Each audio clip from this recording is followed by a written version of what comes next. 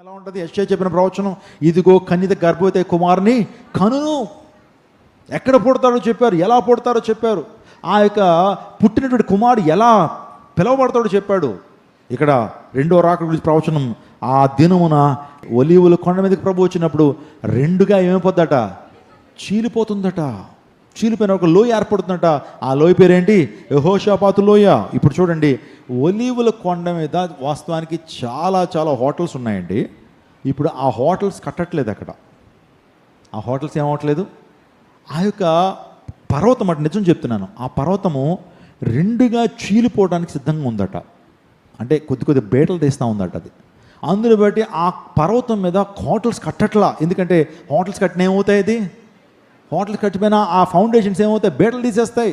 అందులో బట్టి ఒలీవ కొండ మీద ఏ హోటల్స్ కానీ ఏ కన్స్ట్రక్షన్ కానీ చేయట్లా. ఎందుకంటే ఆ సివిల్ ఇంజనీర్సు, ఆ యొక్క డిజైనర్స్, స్ట్రక్చరల్ డిజైనింగ్ చేసేటువంటి వారు ఈ కొండ మీదకి కట్టడాలు అనేవి చేయకూడదు. ఎందుకంటే ఇది ఆల్రెడీ బేటలు తీసుంది. ఇప్పుడు చెప్తున్నారు బైబిల్ పండితులు, ప్రభు వచ్చినప్పుడు ఏమవుతుంది, అది రెండుగా చీలిపోవడానికి ఎక్కువ అవకాశం ఉందని ఆడ హోటల్స్ కూడా కట్టట్లేదట. నా ప్రియదేవుని నాగమ, నిజంగా ఓ మాట అని చెప్పనివ్వండి, ఈ ఒలీవల కొండ యేసు ప్రభు రెండో రాకడకు సూచనగా ఉంది. యేసయ్య రాబోతున్నాడు. అందరూ ఇప్పుడు మనం సిద్ధపడాలి.